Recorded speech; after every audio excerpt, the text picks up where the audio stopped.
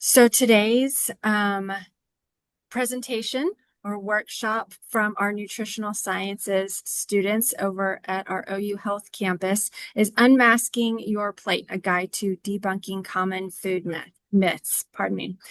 So if you're not familiar, each spring we do a series of workshops with our OU Health campus nutritional science students where they get to go over a variety of topics that are relevant to us as certainly adults, those of us, working professionals, those with families, just kind of a variety of topics when it comes to our nutrition, healthy eating, and the impact on our overall health and wellness, and just how we can be more successful.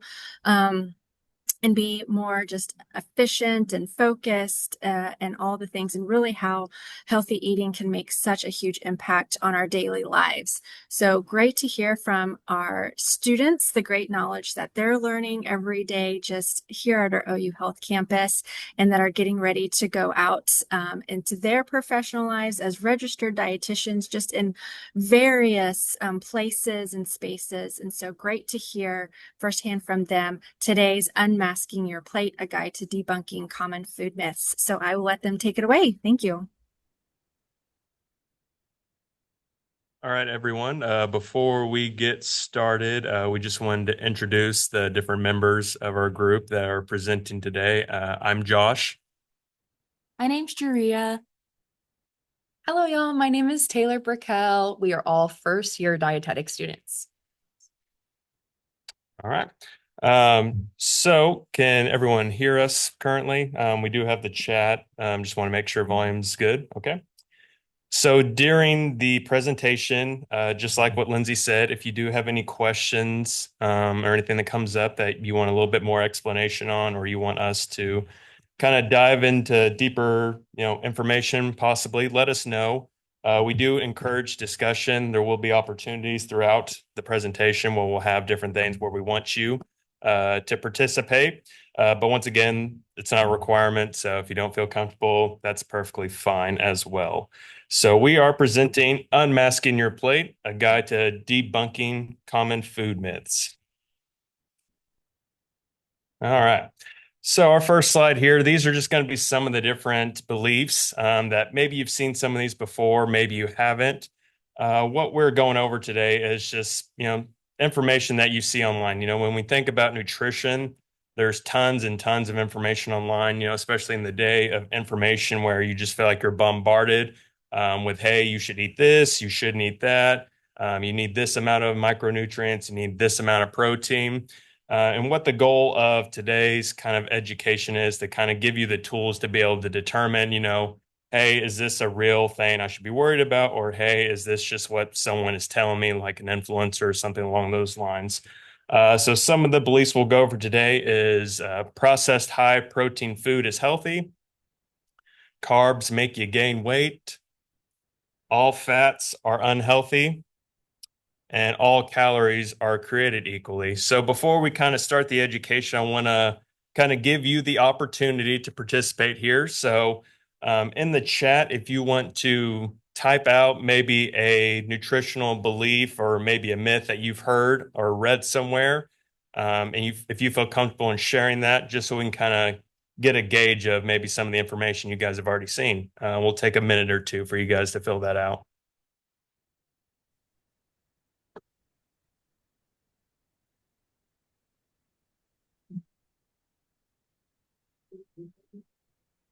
Someone said all calories are created equally. No, I think we have a keto diet is healthy.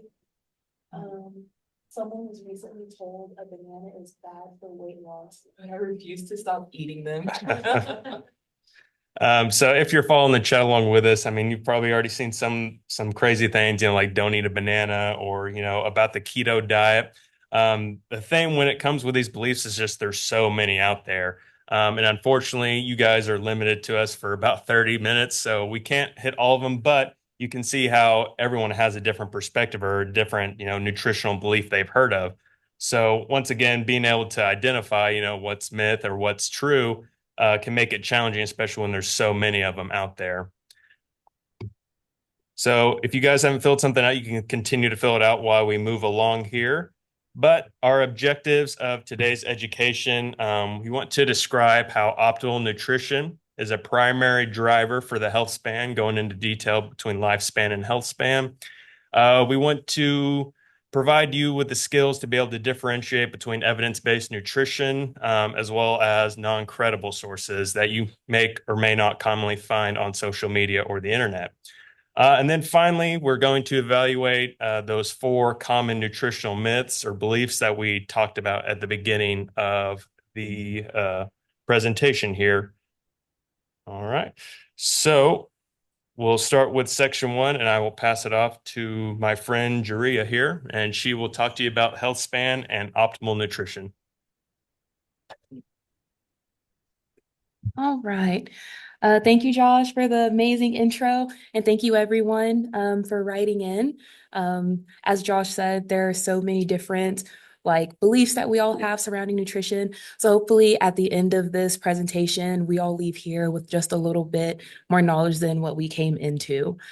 All right, so my section will be over the health span and optimal nutrition and basically defining those and trying to put it into practice. This section is important because we kind of have to lay the foundation before Taylor and Josh can get into their sections, kind of like making it all tie together. So I'm going to also talk about the dietary guidelines for Americans, or the DGA, if you've heard of it that way, and then we'll dip into that optimal nutrition. Okay. So I'm sure most of us have heard of the term lifespan by now, but just in case you haven't, the lifespan is defined as basically the total number of years that a person lives from the time that they are born until the time that they pass away. So how does the health span differ from that? The health span is the duration of a person's life that is spent in good health, with independence, freedom from significant disability and chronic illness as well. So I like to think about lifespan as more about the quantity of the number of years that you live, while health span is more about the quality of those years that you have while you're here. I'm so used to doing that. Okay, so to help kind of put this into perspective, we have a little scenario here. So we have 2 people. One of them is named Tom, one of them is named Joe. And on the left here, at least I hope that's on the left for you, with Tom, he lived to be 100 years old, but for the last 20 years of his life, he dealt with significant mobility issues and dementia. On the other hand, we have Joe on the right. Joe only lived to be 85 years old, but he was independent, active, and healthy until the end of his life. So in this scenario, though Tom had a longer lifespan, Joe had a longer health span. Okay. All right. So unfortunately, there is a gap between the lifespan and the health span, and the US does lead this, leads the globe with the widest lifespan health span gap. Not only that, this gap continues to widen, and not just here in the States, but across the globe. So I put in some statistics here for us to look at. According to the Mayo Clinic, in 2000, this gap was a total of about 8.5 years. Internationally, while the US was sitting at 10.9 years for 2000. And then in 2019, the international average life health span increased to 9.6 years, while Americans were spending the last 12.4 years of their lives with higher rates of disability and sickness. So this translates to about an extra 3 years here in the US that we're spending with that gap between the health span and the lifespan. So why is this all important? Well, most people do want to live as independently as they can for as long as they can. And in addition to that, this widening gap also places a larger emotional and financial burden on the individuals and their families, as well as increasing the strain on an already strained healthcare system, as I'm sure a lot of you have experience with. There are many things that contribute to this disparity, like socioeconomic status, stress management, sleep quality, metabolic health, mental health, your support system, just to name a handful of things. However, your physical activity and your diet also play big roles. And since we're the nutritional sciences program, of course, we're going to focus more on the dietary aspect with all of you today.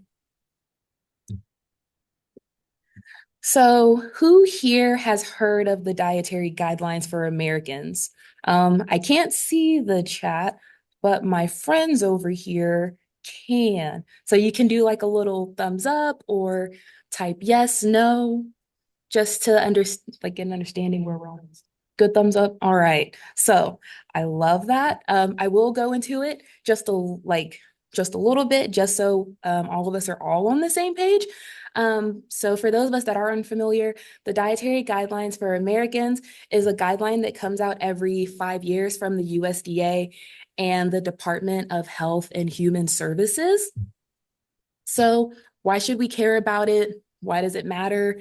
Well, the DGA isn't just based on the opinion of one person or a current trend on social media. These guidelines are created by doctors, scientists, and nutrition experts that review thousands of studies to stay up to date on what truly helps people stay healthy. It's designed for the average healthy American to provide guidance on what to eat and drink to meet their nutrition needs, promote health, and prevent disease at every stage of life. So this will include recommendations on fat, protein, sugar, and alcohol intake. Okay, so what exactly are these guidelines recommending to all of us?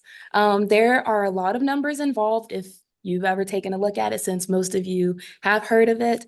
And those numbers can be a lot to keep up with. So we did our best to keep it simple. So for starters, it does really emphasize eating more whole foods. So that will include things like whole grains, fruits, vegetables, lean proteins, and healthy fats. So to give an example for each of those groups, that would be like brown rice, strawberries, broccoli, chicken breasts, nuts, and avocados.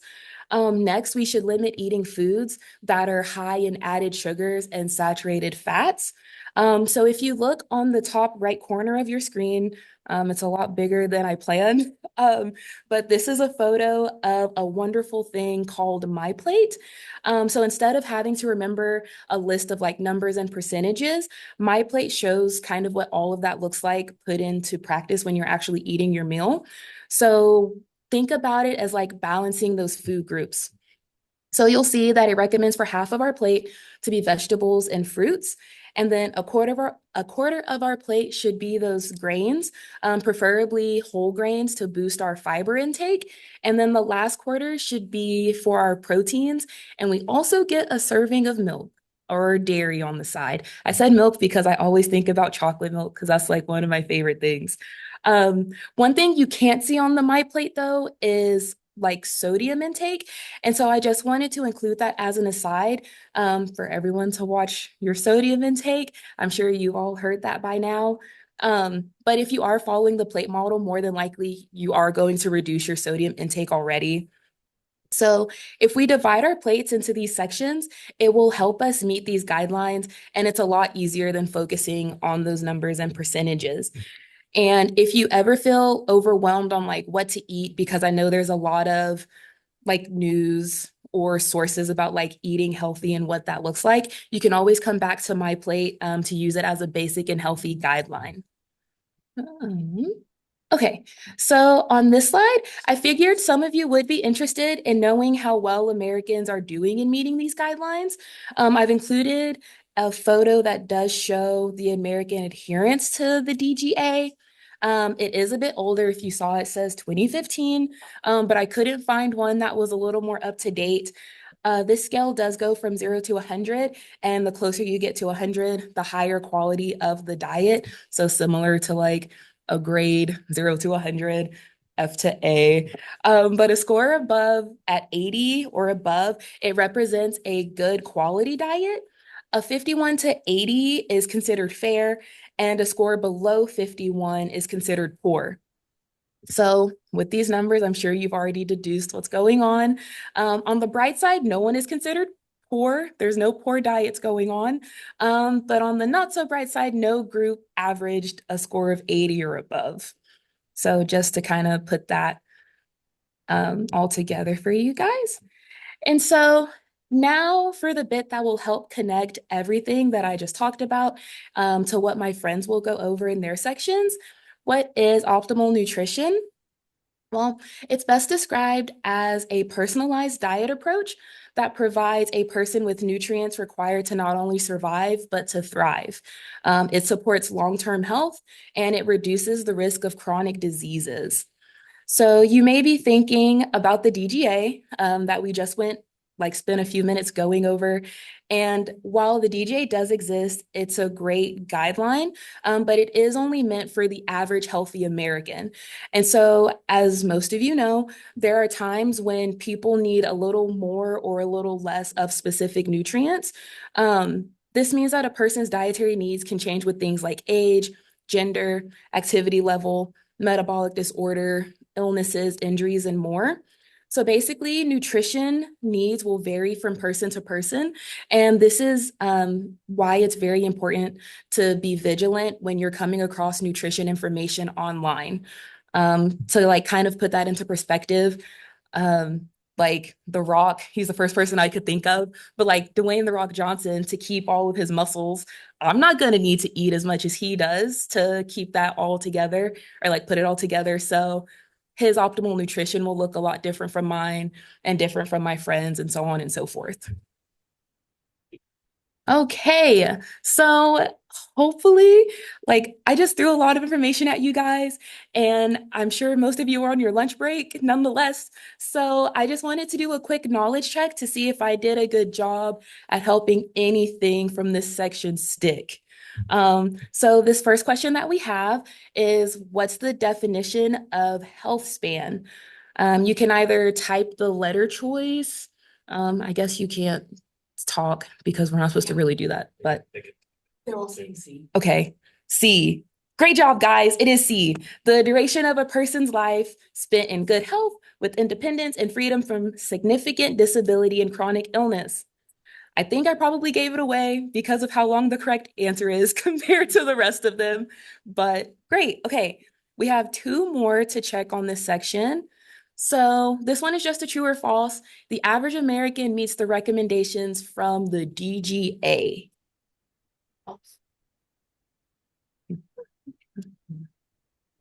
And you can just type T or F. You don't have to spell the whole word.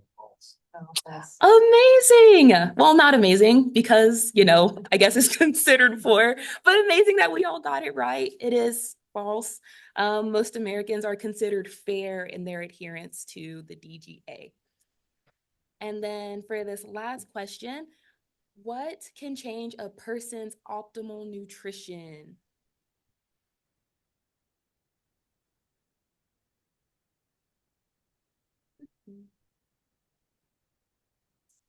Nice. You guys all did so well, 100% across the board. D, all of the above. Just to reiterate, optimal nutrition can vary greatly from person to person, and that's why we should be wary or weary of new fad diets or what influencers try to teach us or tell us. So with that, I will now pass it back to Josh, who did a great job at the intro.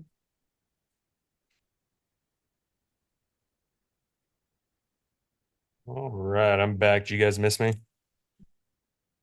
With that, we will start section 2, which is going to be viral versus verifiable. So if you remember our objectives, my goal here is for you to be able to have the skills, the know-how to be able to determine, hey, is this information that's being presented to me, is this something that, is actually reliable, verifiable, or is this just, anecdotal or something that someone with 1 million followers says I need to do, so I should listen to them. So we're going to arm you with the tools that are needed to sift through the endless stream of nutritional information that I've mentioned before that we encounter every day, and to truly separate between these two. All right. So the first thing is the nutritional label. Now, what I like to preface this as is this is kind of your way of fact checking a product. So you're at the grocery store, you pick up a can of beans, let's say, and let's say you're someone that's trying to watch your sodium. Well, how do I know if this can of beans has too much sodium or not enough sodium? Well, that's why we have these nutrition facts labels that are found on the back of packaged goods, canned goods, pretty much most products outside of, maybe like fruits or vegetables that aren't, pre-packaged. But what this gives us is the information to be able to determine, hey, is this going to be healthy for me? Is this going to help me reach my personal nutritional goals? Or is this something that maybe just sounds good on paper or sounds tasty, treating a craving that I may or may not have? So, when you're looking at these nutritional labels, I like to start from top to bottom and kind of work my way down. Once again, based on what your personal nutritional goals are, you may be focused on calories or you may be focused on what the vitamins or minerals of are the product. But that's why we have these labels so you can make that determination. So, the first thing I always point out is you want to be aware of the serving size versus the servings per container.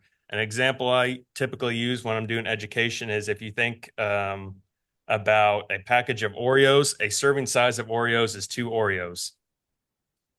I don't know too many people that stop at 2 Oreos when you've gotten into a package of them, including myself. They're Milk's favorite cookies. So, and keeping that in mind, let's say I had 6 Oreos. Well, according to that serving size, if we're using this label, a serving size, 2 Oreos, 230 calories. So with 6 cookies, I've now, eaten almost 700 calories.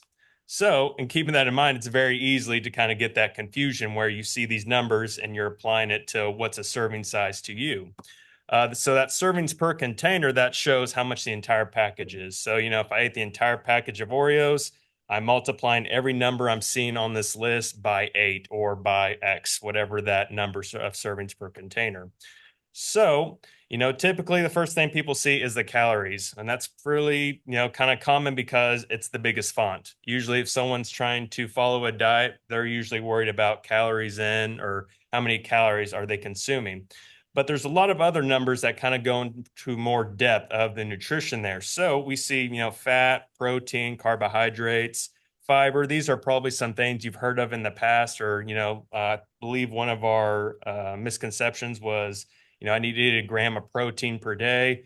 This only has a gram per body weight or pound of body weight per day. This only has 3 grams of protein in it. I would have to eat, depending on how much I weigh, 300 servings of this food to get that, amount of protein that's recommended. So when we're looking at these numbers, we also see these percentages off to the right that say daily value. What do these daily values mean? What the daily value is a recommendation of a percentage of that nutrient that you should be acquiring on a daily intake. So, what this bases it on is a 2,000 calories a day diet. Not everyone in this room is going to be eating 2,000 calories a day. Some are going to eat more than that. Some are going to eat less than that based on what their goals are, what they're trying to achieve. But that kind of gives us a general guideline of, hey, does this have a lot of fat in it, or hey, does this have a low amount of sodium in it? Once again, based on what my goals are, I'm going to kind of manipulate what I'm looking for.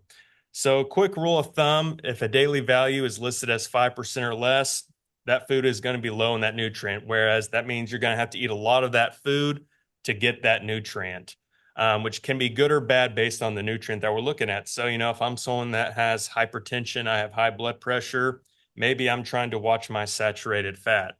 Well, according to this food right here, it has 1 gram of saturated fat. That represents 5% of my daily recommended intake. So that would be a low source of saturated fat. So that would be good on that area. Now, vice versa, if I'm someone that's diabetic and I'm trying to watch out for my added sugar intake, I can see that 20% is in a single serving. Once again, we talked about depending on what the food is, this could be 2 Oreos. I'm not going to get full after 2 Oreos. I'm going to eat more. But with just 2 Oreos, I'm eating 20% of that daily recommended intake, which as a diabetic is something I don't want to do with my blood sugars. What's changed with the food label is we have these included added sugars as well as your total sugars. Added sugars are just what they're going to add into the product post, processing. So You think about if you're trying to avoid sugars and you're adding sugar on top of that, it's probably going to taste sweet. It's probably going to satisfy a craving, but it might not meet your health goals. And then on the very bottom there, we have our minerals and our vitamins. So, maybe something like I'm at risk for, osteoporosis. So I need to uptake my calcium. So once again, going off that daily value intake, we see, there's 20% of a serving in this daily recommended intake. So that would be a good source of calcium. Now, not every vitamin or mineral is going to be listed on this nutrition label, especially if it doesn't contain any of that vitamin or mineral. Something that the new nutrition label will show vitamin D and potassium because these are micronutrients of interest in the public health in terms of if we see a deficiency of these nutrients, we're seeing a negative impact in the health. So with going all over that nutrition label, if you ignore the rest of my education today, that's perfectly fine.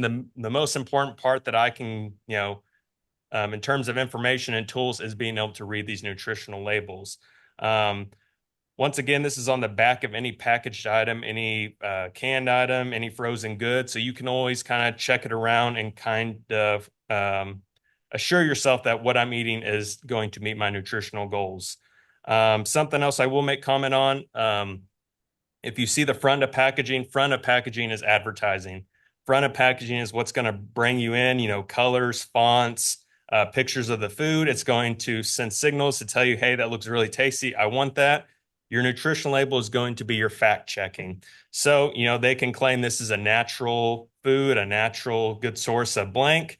You're using that nutritional facts label to determine what they're saying is true. An example I like to give is if you think of like a pharmaceutical advertisement, usually, the people in the commercial, they're having fun, they're dancing around, they're having a great time. They have some type of issue. And then this new medication leads to them being happy and dancing, and having a great time.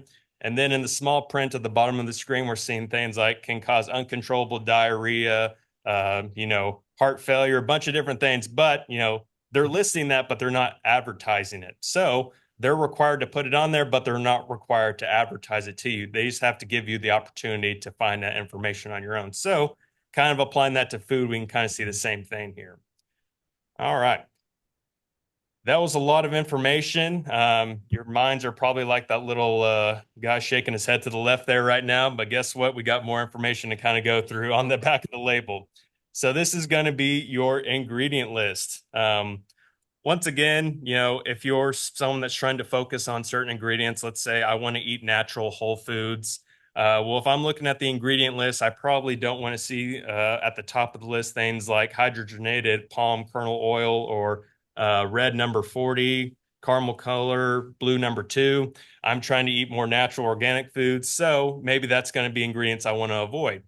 How these ingredient lists are designed is the more dense the ingredient is in the food, the higher it is up on the list. So, if I'm someone that wants to eat a whole wheat grain bread, for example, what do I expect to see on the first list of the ingredient? I want to see something like whole wheat or multi-grain bread or wheat flour, things like this. I don't want to see, let's go to the very bottom here. Thiamine hydrochloride, yellow number 6, these are things that maybe I want to avoid. Now, I will say, depending on what your opinion is on additives, anything that is added to our food is regulated by the FDA. So what that means is we have a list of ingredients that have been approved by the FDA. They would not be in your food packaging without that approval. That's not to get it confused with dietary supplements. That's a whole other section, of information we could go over, but we're not going to open that can of worms today. But on these food additives, these are things that meet a list of criteria as well as testing to be generally recognized as safe. So what that means is it's a multi-step process that takes, months, years to kind of achieve between the FDA as well as the company that's introducing the ingredient. And what they do is they provide a dose of it that's 100 times less than the maximum safe dose to ingest. So if you're thinking about, I can only have 10 grams of X, ingredient, they're going to give you 100 times less than that in the actual food itself. But once again, however, if you're someone that wants to avoid additives or you're trying to follow, a specific dietary pattern, then that ingredient list, once again, is another fact-checking tool that you can use. All right. All right, so now we're going to kind of go into that viral versus verifiable information. So where do we get our nutritional advice online? On the left, this content is driven entirely by a social media algorithm, focusing on engagement, emotion, and going viral. You'll sometimes hear information and you're like, no way that's true. There's no way that can be. Well, guess what? That's a marketing tool. That's how they're going to drive engagement on their profile, on their post. Even if it's not correct information, it's going to get you talking in the comments, get you thinking about it, get you Googling. A bunch of other factors are going to be at play there. So you'll see sensational claims like new viral diet melts fat in 3 days. These sources rely heavily on it worked for me information, what we know as anecdotal evidence. So, and there's limited gatekeeping, meaning anyone can post whatever they want without a drawback. Once again, this is where we have the issue of all this information. Am I getting? Is it factual? Is it actually going to apply for me? Or is it just what someone is claiming worked for them? And then on the right, we have peer-reviewed research. This is going to be verified information that's uses the scientific method. It has methodology. It can be reproduced multiple different ways. It has a consensus. It relies on evidence-based data rather than just saying, Joe Schmo said if I eat, nothing but prime rib every day, then I'm going to get shredded, by the time summer rolls around in a month. So, and keeping that in mind, if you hear something online, you have that opportunity to research that, whether that's from meeting with, a dietitian, whether that's doing the research yourself by looking online. Nowadays you can also plug things into AI to kind of figure out what your information is. Is this justifiable? And usually, AI does a pretty good job at giving you good information, but it's not 100%. Once again, it's great at reading patterns in terms of information. It could read a nutritional study a lot quicker than I could, but it has mistakes, especially for interpretation. So, use a combination of tactics, whether that's meeting with a registered dietitian or, doing X amount of research, looking at some peer-reviewed research or articles that have regulating bodies. Which would go into the next topic is who is giving the advice. Is it a registered dietitian or is it a quote unquote nutritionist that you found online? I'll start off saying I don't have anything against anyone claiming they're a nutritionist. I don't think all the information they give is bad or anything like that. But what I will say is that they're not accredited by an accrediting body. They don't have a national board exam. They don't have state licensure. They don't have a regulated title. They don't have an accrediting body. So, well, they can be very well versed in the knowledge, some of the science behind things in terms of that continuing education or the rigorous amount of work they went in to achieve that education is going to be a lot more variable. So, once again, the broad term is that expertise levels differ, and there's often a lack of a clinical background. So, if someone's a nutritionist coach, they're giving you this idea, like, for example, someone said, I can't have bananas because it'll make me gain weight, but I'm going to eat bananas anyway. So you're using that critical thinking. I enjoy bananas. I'm still going to eat it. And I don't necessarily want to listen to that information where bananas are going to cause me to gain weight or I can't lose weight on bananas. So with that in mind, we're going to do a little bit of an application activity. So what I'm going to do is I'm going to give you a scenario, and then I want you guys to let me know, is this a red flag or a green flag in the chat. So our first one is we have a lifestyle influencer with millions of followers, 5 million followers, and they're promoting a 7-day flat tummy detox tea. They claim it cured their bloating instantly and has reset their whole system, and they are a new person after it. Is it a red flag or a green flag? You can type in red or green, or if you find the emoji for it, feel free to use that as well. So many red flags. Good job, you guys are listening to me. So, red flag, resetting my whole system. Once again, there's no credentials visible. Once again, this is an influencer. This isn't even someone claiming they're a nutritionist. This is just someone that got probably paid by a company. There's some type of investment there, and it's relying on that viral algorithm as well as the anecdotal evidence that we talked about. Good job, guys. All right. My next one is going to be, which would be the accredited information source? Okay, on the left, we have a nutritionist with a online certificate from some fitness company. And on the right, we have Jane Doe, who has a master's in dietetics, 1,200 hours of clinical rotations, has passed her board exams, and has passed her state licensure. Who would be more likely to be a more knowledgeable source on the topic of what should I be eating? You can either say influencer or dietitian. That's kind of an easy one. Okay. Not yet. So I didn't want to give it away. So that's why you see a question mark there. I didn't want to give the answer away. All right. Ding, ding, ding. Dietitian. So once again, we talked about that, all the accreditation. Look at all those pretty letters behind their name. That screams to me a very smart person versus unverified to the left.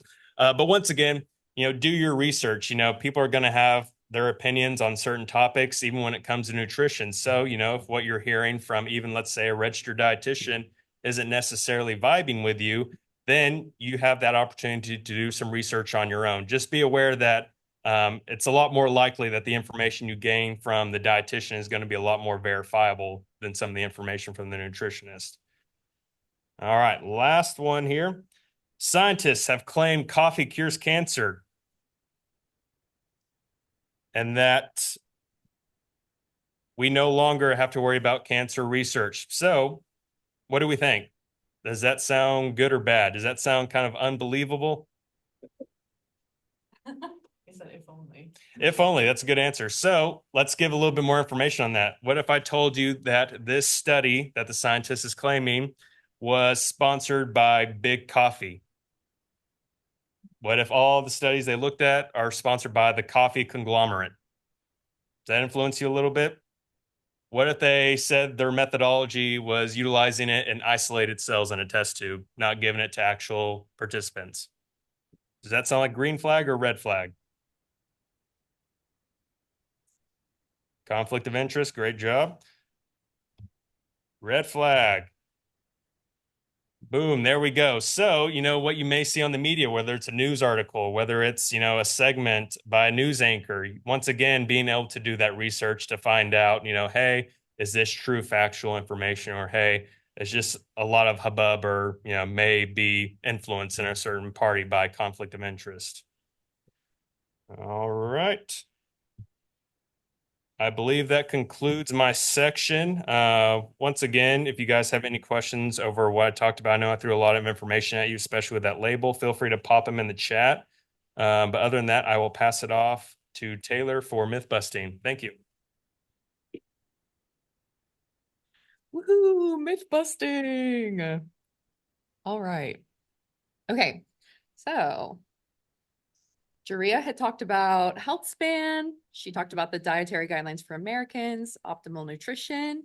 Josh had talked about how in the era of social media, we are all bombarded with viral nutrition advice that often ignores the actual science.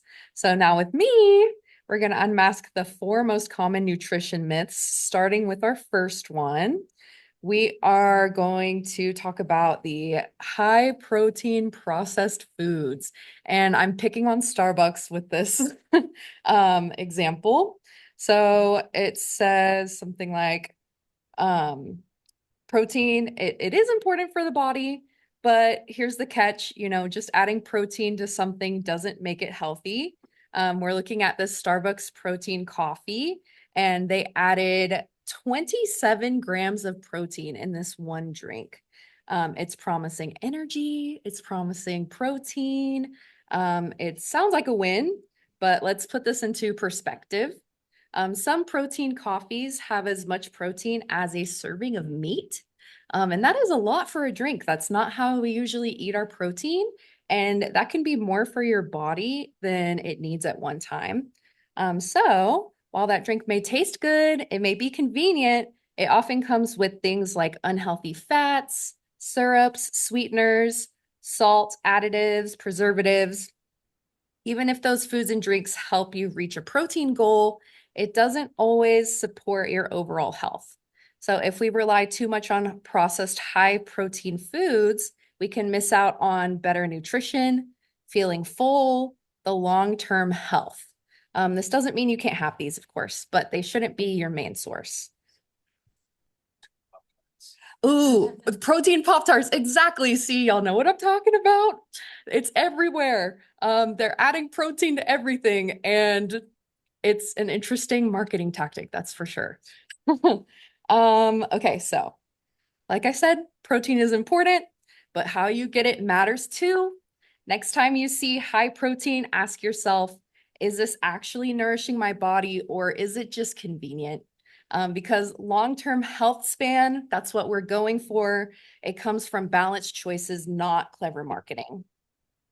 Okay, then our next myth. So let's talk about one of the biggest myths on social media. Carbs make you gain weight. The truth is, carbs make up half of what most Americans eat, and that is recommended by the dietary guidelines for Americans. All of these foods in this picture that I have on the slide are carbs. But, something you would expect to see in this picture is maybe the cake. I'm looking at like some white bread, some like potatoes, but maybe some people wouldn't know that fruits and vegetables, those are carbs too. All of the whole grains, those count as carbs as well. But hopefully you'd never hear a doctor say that fruits and vegetables will make you gain weight. So here's the key point. Most of carbs people eat come from low quality foods like the added sugar, the refined grains. So the problem isn't the carbs, but the type of carbs that you're eating. Some example of low quality carbs are the white bread, the cake, there's sugary cereal, pancake syrup. These foods are processed, which means important parts like fiber are removed. Because of that, your body digests them really fast, and this can cause quick energy spikes and crashes, and they don't keep you full for long. High quality carbs, those are different. Foods like fruits, bananas, vegetables, beans, whole grains, they all have fiber. Fibers help slow down digestion, keep your blood sugar steady, and help you feel full for longer. They also give your body important vitamins and nutrients. So, what about the weight gain? Here's the key idea. Carbs alone do not cause weight gain, and you can actually gain weight from eating too much of any food. That goes for fats, that goes for protein, or even the healthy carbs. The simple way to think about it is this: quality helps you feel full and satisfied, but quantity is what leads to weight gain. So instead of cutting carbs out or being afraid of them, focus on choosing better carbs and eating balanced meals. Because carbs aren't the problem. How we choose them is really what matters. Okay. The next myth is, I'm sure y'all have all heard this one, that all fat is unhealthy. There's this idea that's been around for a very long time. In the past, people were told to eat very low fat diets, and that was just 20 years ago that was a really big thing. While the advice was meant to be helpful, it actually made many people think that all fat was bad, which is not the case at all. Fat is actually very important for your body. It helps with brain function, hormones. It helps use certain vitamins. So the real question isn't, should we eat fat? It's, what kinds of fat are we eating? So there are different types of fat. The healthy fats are on the left side of the screen. Those are called unsaturated fats, and they're found in nuts, seeds, avocados, oils. These are good for your heart. Other fats, like saturated fats, those are in the middle. Those are found in animal products like butter, lard, fatty cuts of red meat, and red processed food. And then over in the right side of the screen, that is the ultra processed fat foods.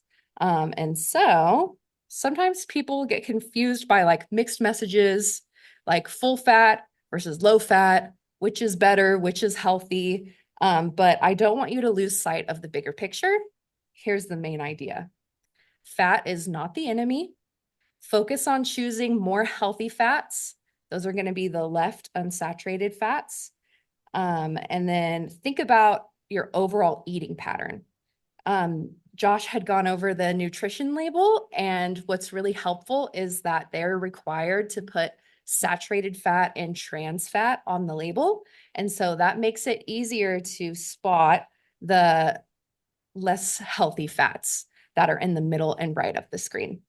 So instead of being afraid of fat, think about the type and how much you're eating, because just like carbs and protein, fat isn't simply good or bad. It's the type, quality, and amount that matter the most. Okay. And then for our final myth, a calorie is a calorie. Now, for weight, calories do matter.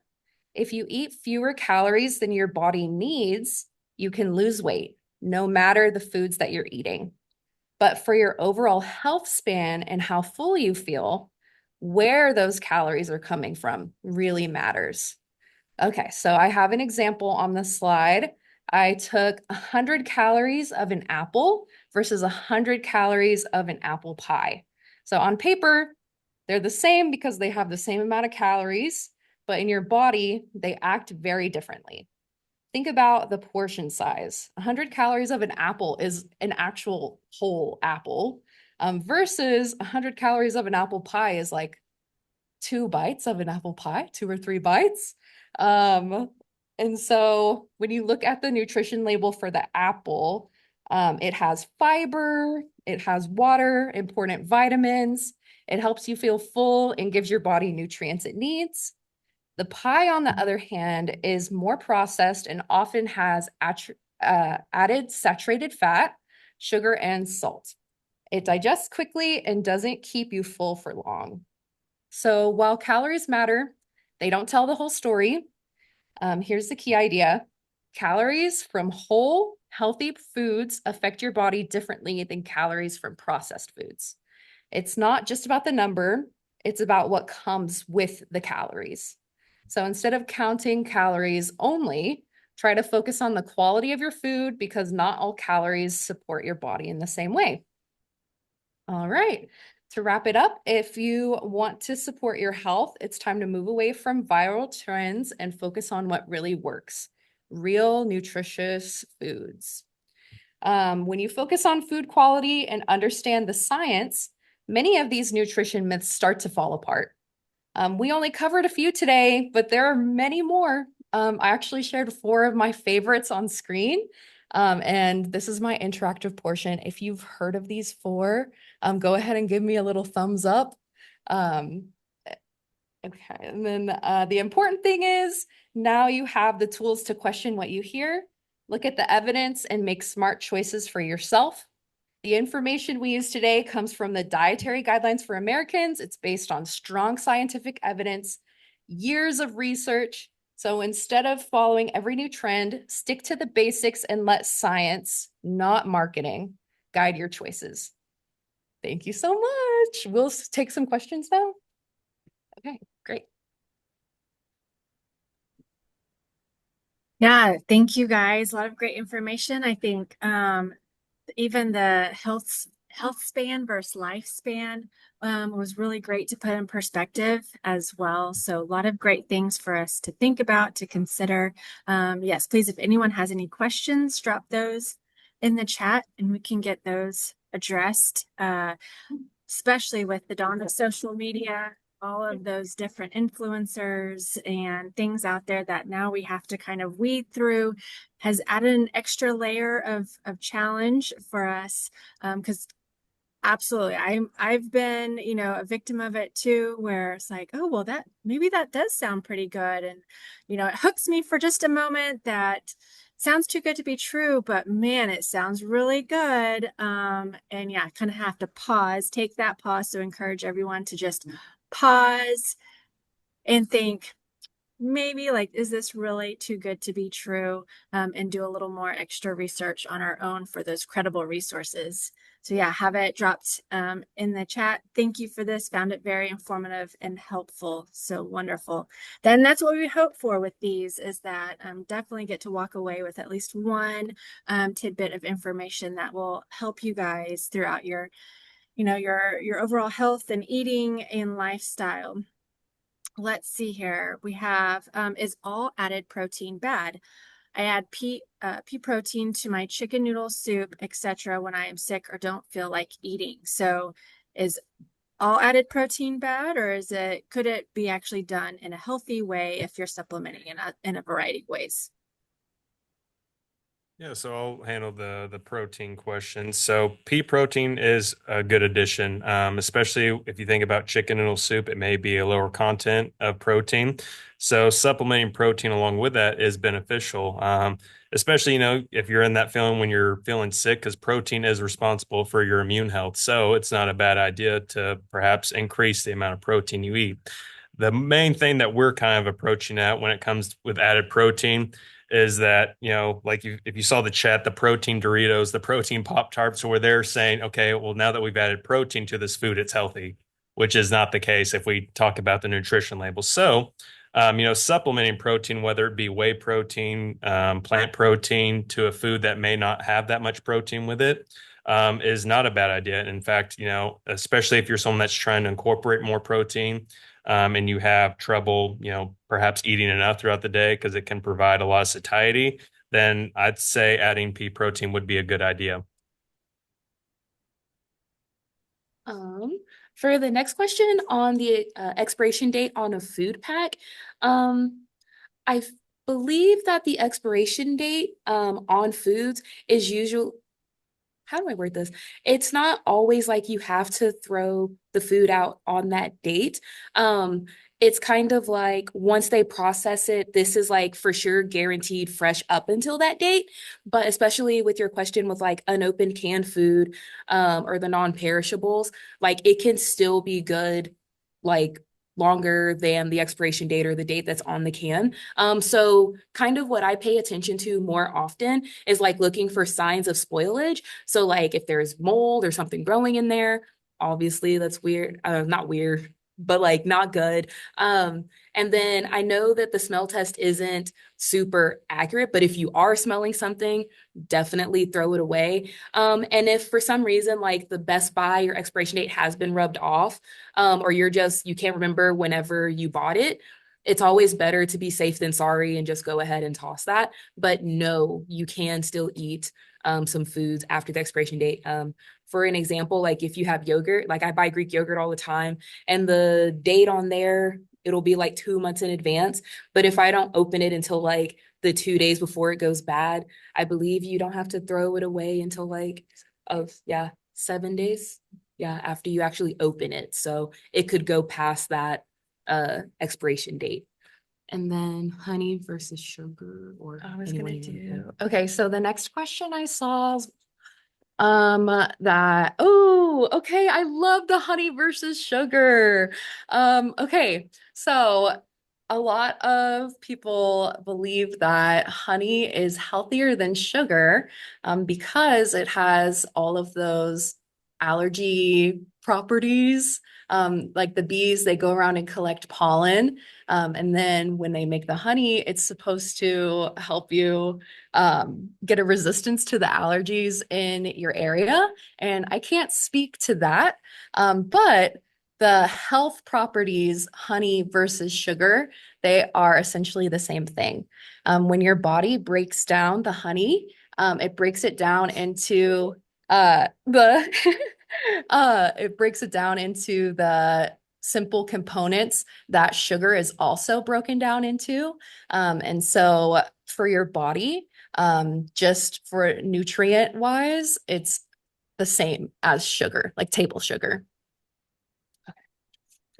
Okay.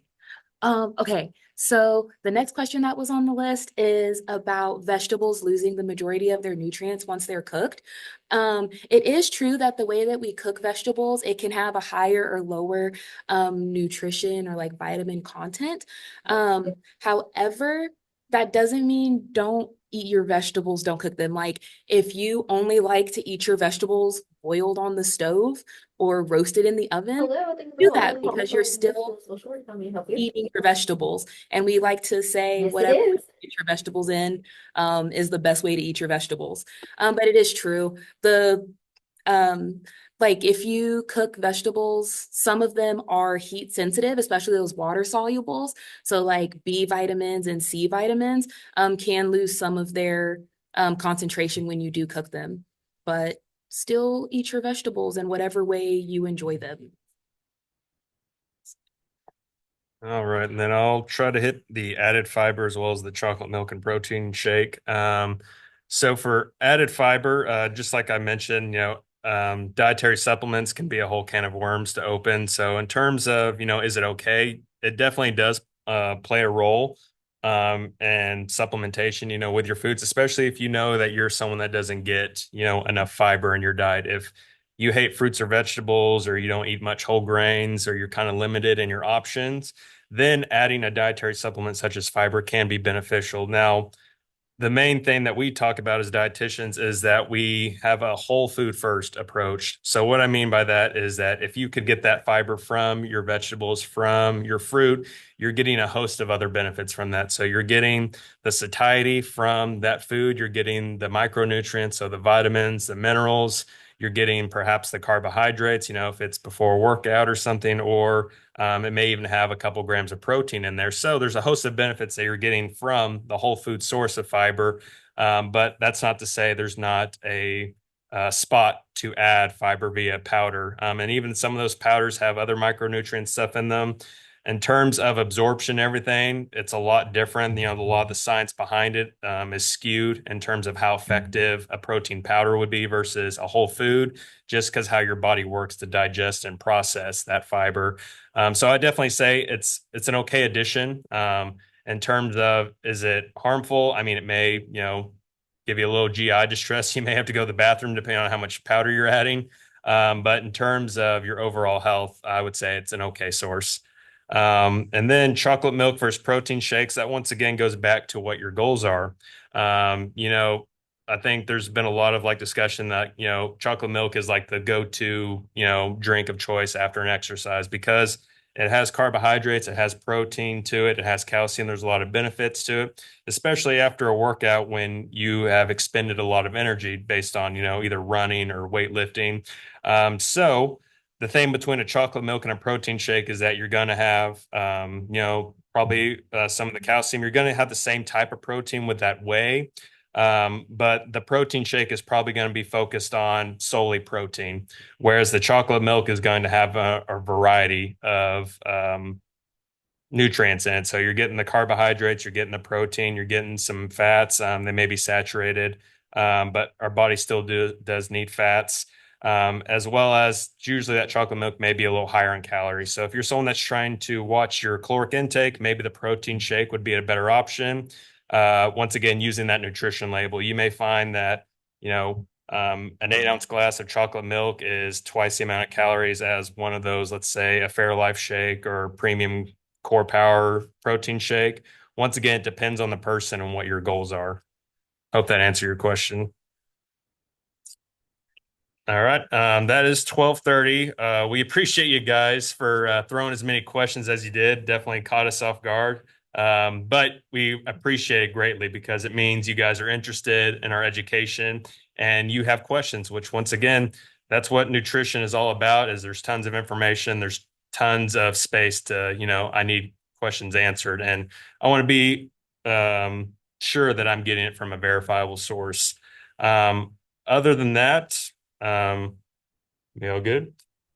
All right. Thank you, everyone. Thank you again. Thank you. And then once again, feel free to reach out if you have any further questions. Excellent. Thank you all, and everyone have a wonderful day.